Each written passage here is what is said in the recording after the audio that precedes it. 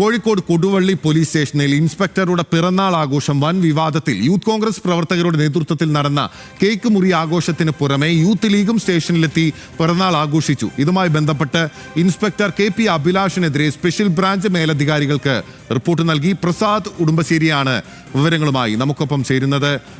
പ്രസാദ്, ഇതാണോ ഈ ജനമൈത്രി പോലീസ് എന്ന് പറയുന്നത്? എന്താണ് യഥാർത്ഥത്തിൽ സംഭവിച്ചത്? ഇതിൽ സാധാരണഗതിയിൽ പോലീസ് സ്റ്റേഷനുകളിൽ ഇങ്ങനെ രാഷ്ട്രീയ പാർട്ടികളുടെ നേതൃത്വത്തിലുള്ള പിറന്നാൾ ആഘോഷമൊന്നും തന്നെ പ്രോത്സാഹിപ്പിക്കാൻ പാടില്ല, നടക്കാൻ പാടില്ല എന്നുള്ളത് തന്നെയാണ്. പക്ഷേ കഴിഞ്ഞ മെയ് 30-നായിരുന്നു ഈ പിറന്നാൾ ആഘോഷം നടന്നത്. ആദ്യം യൂത്ത് കോൺഗ്രസിന്റെ കൊടുവള്ളിയിലുള്ള പ്രാദേശിക നേതാക്കൾ എത്തി അവിടുത്തെ CI KP അഭിലാഷിന്റെ പിറന്നാൾ കേക്ക് മുറിച്ച് ആഘോഷിച്ചു. അവർ ആ വീഡിയോ സോഷ്യൽ മീഡിയയിൽ തന്നെ പ്രചരിപ്പിക്കുകയും ചെയ്തിരുന്നു. ആ ദിവസം തന്നെ യൂത്ത് ലീഗ് മാത്രമല്ല MSF, അതോടൊപ്പം തന്നെ അവരുടെ മറ്റ് സംഘടനകളും യൂത്ത് ലീഗിന്റെ മറ്റ് നേതാക്കളും എല്ലാം തന്നെ എത്തി KP അഭിലാഷിന്റെ പിറന്നാൾ അവിടെ കേക്ക് മുറിച്ച് ആഘോഷിച്ചു. അവരും ഇത് സാമൂഹ്യ മാധ്യമങ്ങളിൽ തന്നെ പ്രചരിപ്പിക്കുകയും ചെയ്തു. ഇതോടുകൂടിയാണ് ഇത് വലിയ തോതിൽ വിവാദമായി മാറിയത്. CPM ഉൾപ്പെടെയുള്ള അവിടുത്തെ പാർട്ടികളെല്ലാം തന്നെ ഇതിനകത്ത് വലിയ എതിർപ്പ് പ്രകടിപ്പിച്ചു.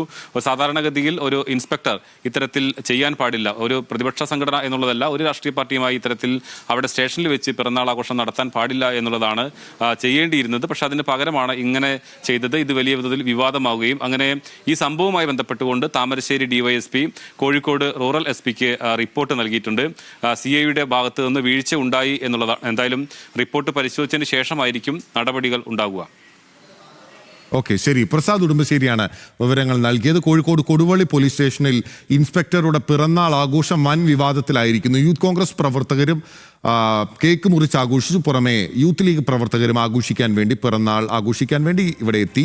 KP അഭിലാഷിനെതിരെയാണ് സ്പെഷ്യൽ ബ്രാഞ്ച് റിപ്പോർട്ട് നൽകിയിരിക്കുന്നത്. പ്രസാദ് ഉടുമ്പശ്ശേരിയാണ് വിവരങ്ങൾ നൽകിയത്.